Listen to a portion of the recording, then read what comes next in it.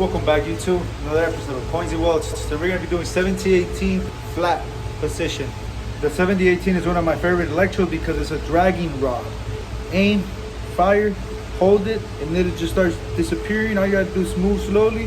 Make sure it's about 1/8 thin from the workpiece, and just good to go. Drag it all the way through.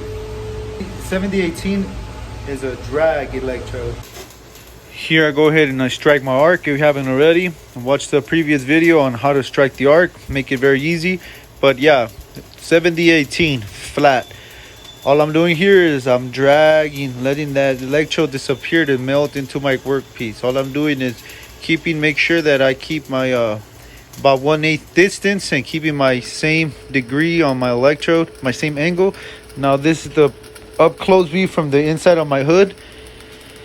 As you can see here, as I was mentioning earlier, I shove it in there and I drag about 1/8 of an inch the whole time.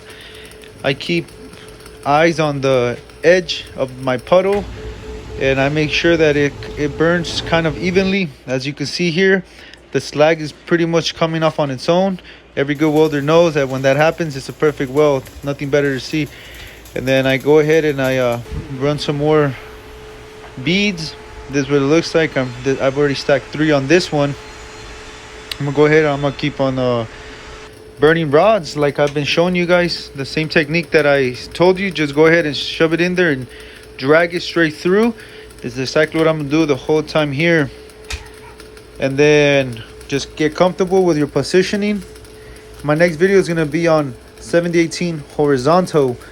I'm gonna show you guys a cool technique on how to keep a nice straight lines, how to keep it smooth, how to keep it lapping like it's supposed to look, like stairs, and it looks like it's melted in by butter.